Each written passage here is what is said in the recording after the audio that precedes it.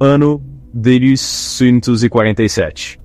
O Mapa Mundi, antes uma tapeçaria de nações diversas, agora carregava as cicatrizes irregulares de uma guerra genética.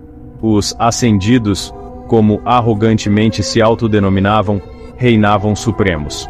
Eles eram o produto de um programa de eugenia distorcido, orquestrado um século atrás por um grupo de extremistas fanáticos que haviam tomado o poder global. Sua criação era o humano perfeito, fisicamente imponente, imune a doenças e dotado de uma longevidade artificialmente estendida. Seus olhos frios e calculistas estavam sempre focados em um alvo: a humanidade.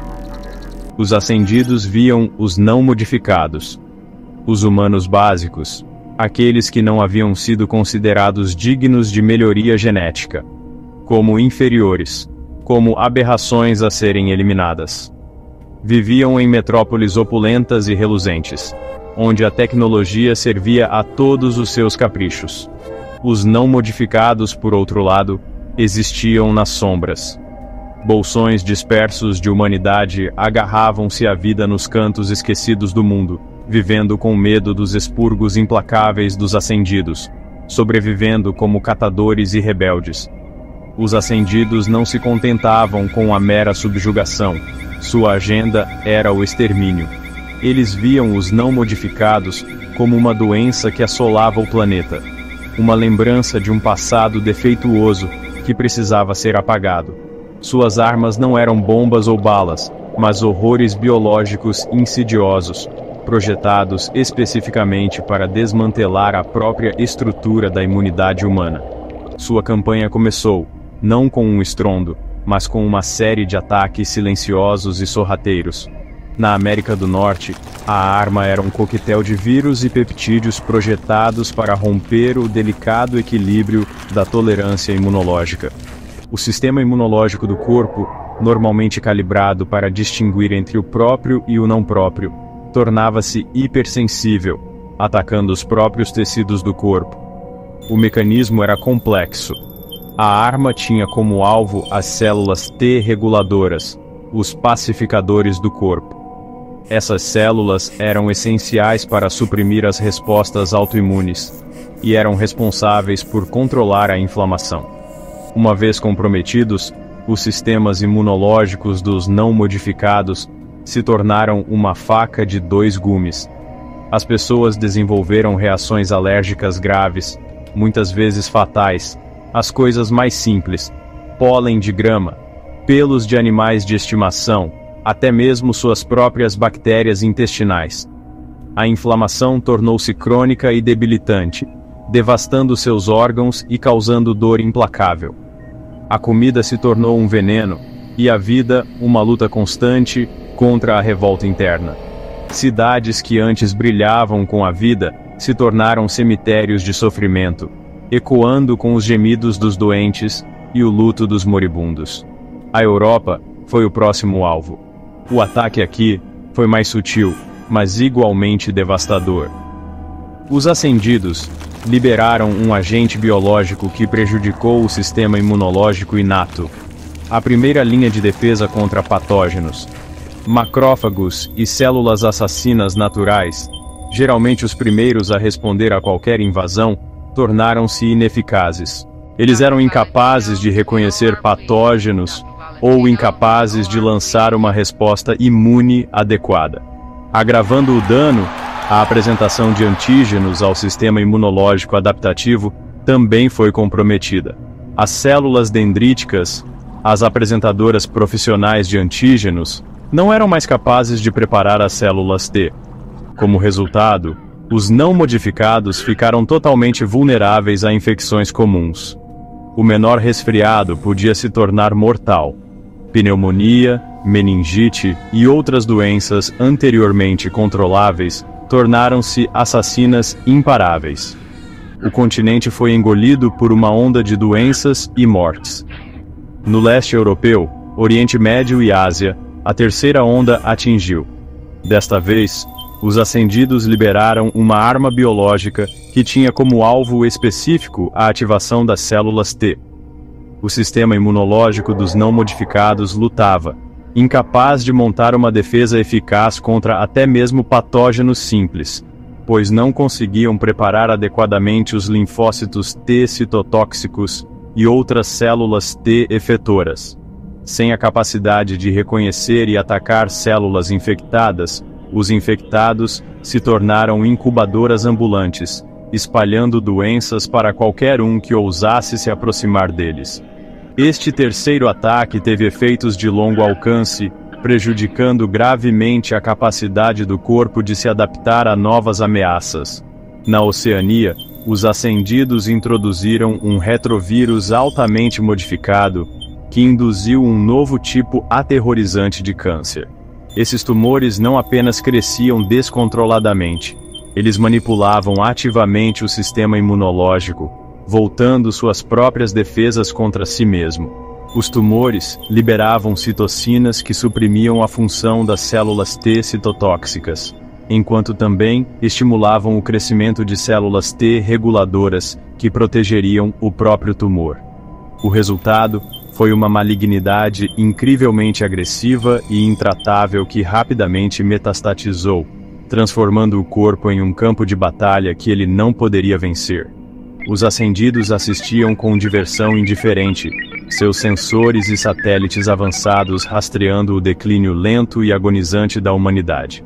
Eles não sentiam remorso, apenas a satisfação presunçosa de sua autoproclamada superioridade.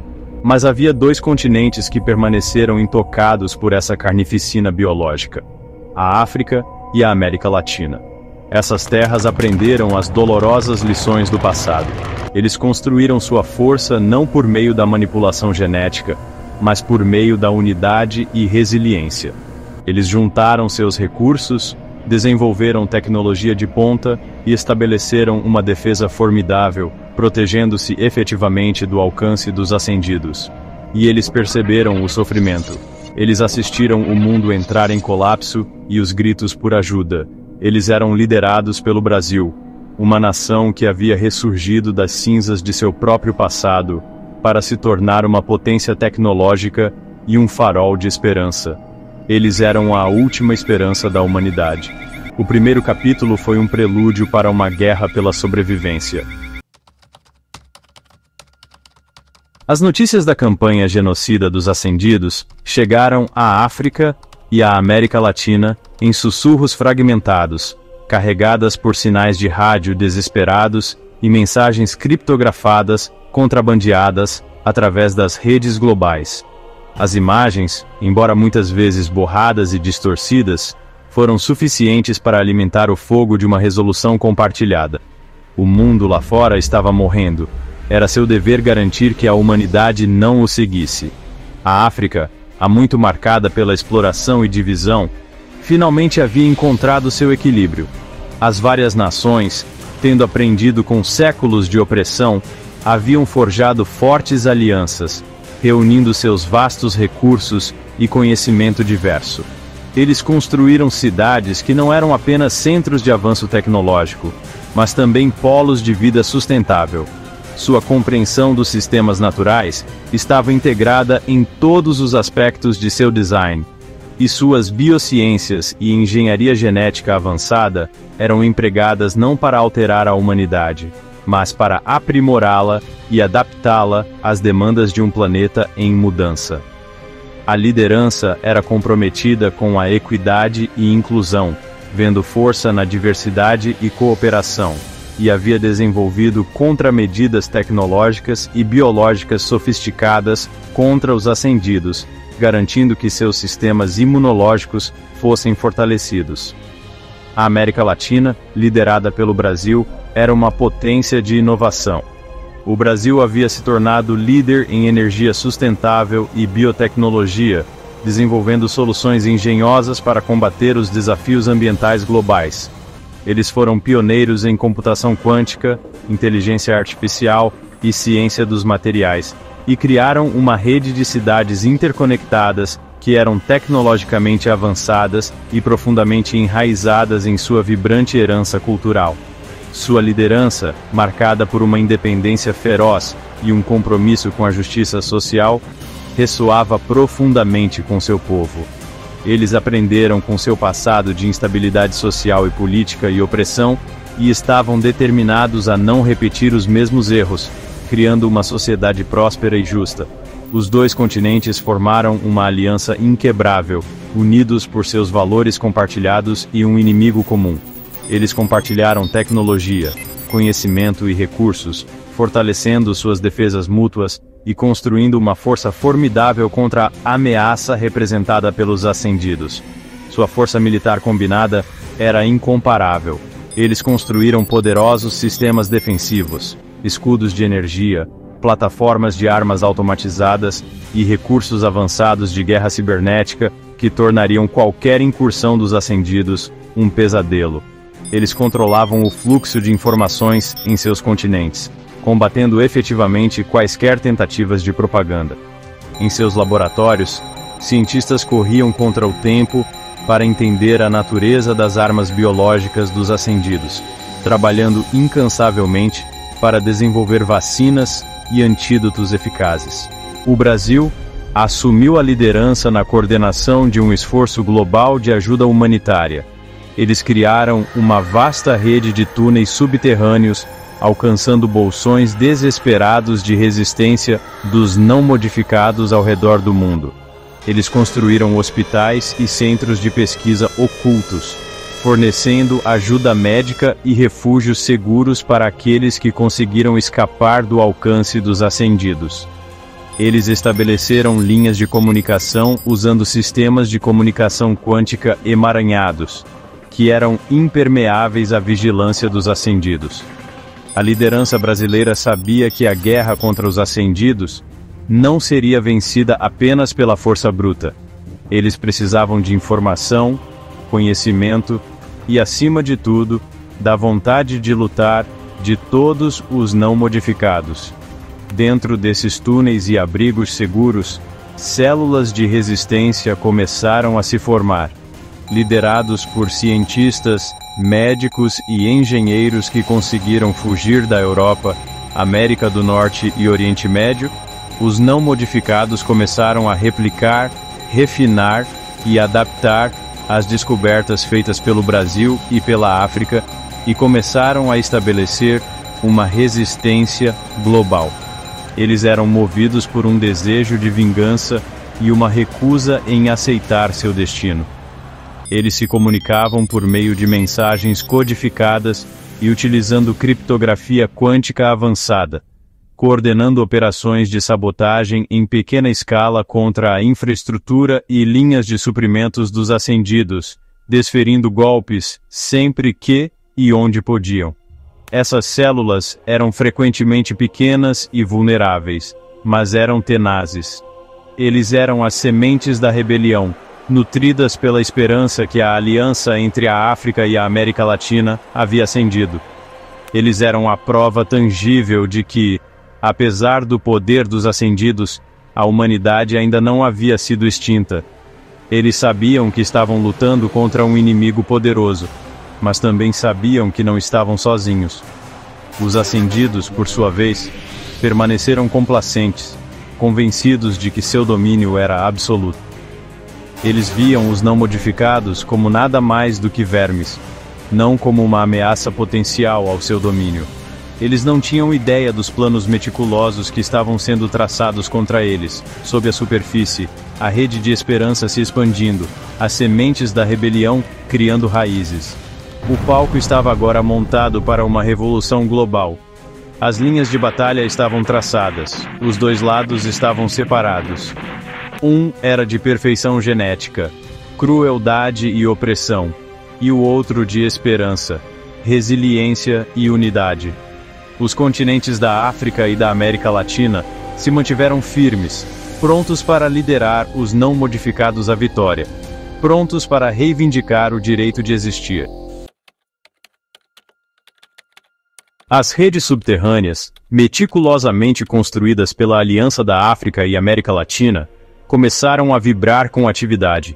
Os não modificados, encorajados pela esperança de um desafio real à tirania dos ascendidos, não se contentavam mais em apenas sobreviver. Eles estavam se organizando, treinando e se preparando para uma revolta global coordenada. O Brasil, atuando como centro de comando central, implantou sua avançada rede de comunicação quântica, estabelecendo links seguros com células de resistência em todo o mundo. A informação fluía livremente agora. Mapas das instalações dos ascendidos, fraquezas em suas defesas tecnológicas e informações vitais sobre seus movimentos de tropas. Os não modificados aprenderam a explorar a arrogância dos ascendidos, usando a crença deles em sua própria superioridade contra eles. Eles entenderam que os ascendidos, cegos por seus aprimoramentos geneticamente modificados, haviam se tornado complacentes, confiando demais na tecnologia e de menos na engenhosidade humana.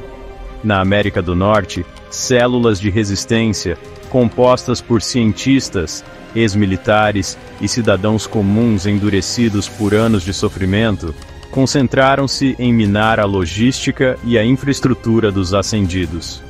Eles sabotaram redes elétricas, interromperam redes de comunicação e emboscaram comboios de suprimentos, usando táticas de guerrilha e armas caseiras inovadoras. Essas células também começaram a trabalhar com as descobertas imunológicas feitas na América Latina e na África, usando ferramentas de engenharia genética que foram contrabandeadas pela rede subterrânea para reverter os efeitos dos ataques de armas biológicas dos ascendidos. Era uma corrida contra o tempo, mas eles estavam progredindo. Na Europa, a resistência era mais dispersa, operando em pequenos grupos autônomos. Eles tiveram que confiar mais em furtividade e subterfúgios. Seu conhecimento da região, combinado com sua profunda compreensão da psicologia dos ascendidos, era sua maior arma. Eles se tornaram mestres do disfarce e da infiltração, encontrando maneiras de penetrar nos complexos dos ascendidos e roubar dados cruciais, sabotar a fabricação de armas e reunir informações críticas. Eles também começaram a progredir na engenharia reversa da arma biológica usada pelos ascendidos. Cientistas com profundo conhecimento em imunologia estavam liderando o caminho nisso. Eles sabiam que entender como a arma biológica funcionava era a chave para o desenvolvimento de uma cura. No Oriente Médio e na Ásia, os combatentes da resistência utilizaram seu conhecimento íntimo do terreno, criando redes intrincadas de túneis escondidos e pontos de encontro secretos. Eles eram altamente móveis e esquivos, lançando ataques rápidos contra as patrulhas dos ascendidos. Muitos eram ex-soldados e combatentes da liberdade com considerável experiência em combate, e usaram isso a seu favor. Eles se tornaram mestres da guerra assimétrica, transformando as vantagens tecnológicas dos ascendidos contra eles. Na Oceania, a luta foi particularmente sombria. Os cânceres agressivos induzidos pela arma biológica dos ascendidos estavam causando um grande impacto. Mas a resistência estava aprendendo, não apenas a mitigar o crescimento dos tumores, mas a utilizá-lo para seus próprios fins. A compreensão que eles estavam adquirindo sobre a manipulação do sistema imunológico por esses tumores permitiu que eles começassem a desenvolver novas e melhores opções de tratamento. Os cientistas começaram a desenvolver novas imunoterapias que lhes permitiram ativar o sistema imunológico para atacar o tumor. Os ascendidos, inicialmente desdenhosos dessas escaramuças localizadas, estavam começando a perceber que estavam enfrentando uma ameaça muito mais séria do que haviam previsto. Seus sistemas de vigilância estavam sendo bloqueados, suas linhas de suprimentos estavam sendo interrompidas e o moral de suas tropas estava começando a cair. Eles responderam com força brutal, aumentando a violência e intensificando seus expurgos. Mas para cada combatente da resistência que eles matavam, 2 a mais surgiam para tomar seu lugar. Os não modificados eram alimentados por uma fúria ardente, e sua determinação de derrubar seus opressores só aumentava. Na África e na América Latina, os líderes estavam se preparando para a fase final de seu plano. Eles começaram a implantar uma nova geração de sistemas defensivos avançados em torno de suas fronteiras, antecipando um ataque em grande escala pelos ascendidos. Eles também começaram a preparar uma contraofensiva massiva, prontos para atacar o coração do Império dos Ascendidos e destruir seus centros de comando. Eles estavam usando comunicação quântica entrelaçada para garantir que as células de resistência em todo o mundo estivessem prontas para lançar um ataque global sincronizado. Os cientistas e estrategistas militares trabalharam por anos para colocar o plano em prática, certificando-se de que os ascendidos fossem pegos de surpresa. O mundo prendia a respiração, à beira de um conflito decisivo. Os oprimidos, encorajados por uma nova esperança e um senso de propósito compartilhado, estavam se levantando contra seus opressores. Os ascendidos, confiantes em sua suposta superioridade, estavam alheios à tempestade que se formava, prestes a serem engolidos pelo tsunami da resistência humana. A batalha pelo futuro da humanidade estava prestes a começar. A revolta global coordenada começou com uma interrupção sincronizada das redes de comunicação dos ascendidos. Sistemas de comunicação quântica emaranhados, desenvolvidos pela Aliança da África e América Latina, contornaram a tecnologia de bloqueio dos ascendidos, permitindo que as células de resistência se comunicassem perfeitamente. O mundo mergulhou numa batalha caótica. Na América do Norte, a resistência, armada com armamento avançado e fortalecida com as primeiras doses de tratamentos de reequilíbrio do sistema imunológico desenvolvidos em laboratórios escondidos, lançou uma série de ataques devastadores às bases dos ascendidos. Eles miraram em infraestrutura-chave, desativando redes elétricas e centros de transporte. Cidades que antes eram monumentos ao domínio dos ascendidos, agora eram campos de batalha, cheios de sons de tiros e explosões. Os não modificados lutavam com uma ferocidade nascida do desespero, uma sede de liberdade finalmente libertada. Na Europa, as células de resistência, tendo se infiltrado nos círculos internos dos ascendidos, desencadearam uma onda de sabotagem e assassinatos. Líderes-chave dos ascendidos foram alvejados, enfraquecendo sua estrutura de comando. Cientistas e médicos trabalhando incansavelmente em laboratórios escondidos, conseguiram isolar e neutralizar os efeitos da arma biológica no sistema imunológico inato. Eles começaram a distribuir as contramedidas através das redes subterrâneas, permitindo que os não modificados lutassem sem medo de infecção. O Oriente Médio e a Ásia se tornaram um palco de intensa guerrilha. Os combatentes da resistência, profundamente familiarizados com o terreno, utilizaram seu conhecimento para emboscar patrulhas dos ascendidos e cortar suas linhas de suprimentos. A resistência, agora equipada com armas antitanque avançadas, começou a destruir as máquinas de guerra dos ascendidos com facilidade. Os ascendidos, pegos de surpresa e lutando para se adaptar às táticas não convencionais da resistência, começaram a perder terreno. Na Oceania, as imunoterapias desenvolvidas pela resistência começaram a mostrar resultados notáveis. Tumores cancerígenos que antes pareciam invencíveis, agora estavam diminuindo, com o sistema imunológico do corpo finalmente capaz de reconhecê-los e atacá-los. Os não modificados lutavam com vigor renovado, seus corpos finalmente se voltando contra as manipulações dos ascendidos. Os ascendidos responderam com uma contra-ofensiva militar em grande escala, implantando suas armas avançadas e tropas geneticamente modificadas. Mas a maré já tinha virado. Eles estavam lutando contra uma força global unida, alimentada pelo desejo de justiça, liberdade e preservação do espírito humano. A resolução dos não modificados não era acompanhada pela confiança dos ascendidos, e as rachaduras em sua armadura, aparentemente impenetrável, começaram a aparecer.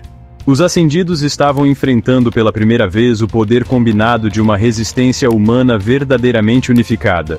A batalha final ocorreu no coração da cidade mais fortificada dos ascendidos. os militares brasileiros, juntamente com os exércitos africanos, lançaram um ataque coordenado, penetrando as defesas dos ascendidos com armamento avançado e manobras táticas.